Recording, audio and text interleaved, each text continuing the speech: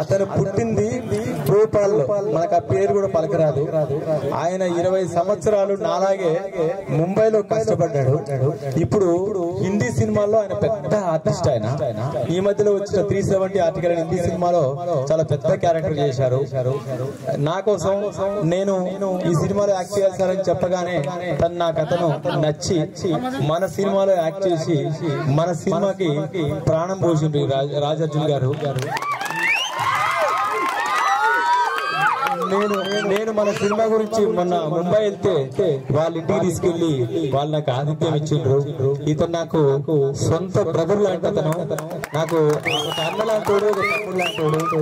ఈ సినిమా ఇంత బాగా రావడానికి ఒక ముంబై నుంచి వచ్చి నాకు సహాయం చేశాడు. Thank you sir, thank you so much. ఈ రోజు మా ఊరికి వచ్చారు, మా ప్రజల మధ్యలోకి వచ్చారు. Thank you sir for giving me this opportunity. ఆయనకు తెలుగు రాదు, ఏదో 2 ముక్కలు రాసుకొని వచ్చాడు. మీరు అర్థం చేసుకోవాలి. అందరికీ నమస్కారం. ఉత్తప్పుడు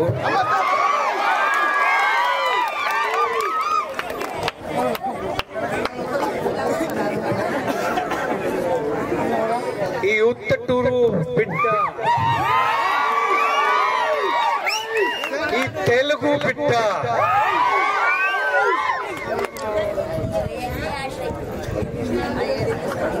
తీసండి సినిమాను,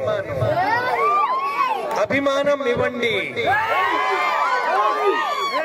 ఎట్లా ఆశీర్వాదం ఇస్తున్నారు మీరు. మీకు నచ్చితే అందరికీ చూడమని చెప్పండి.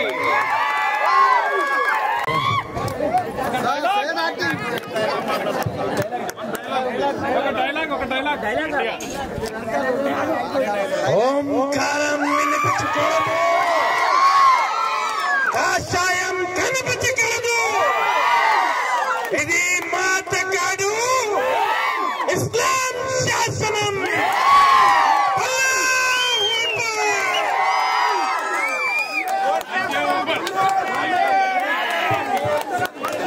Thank you sir.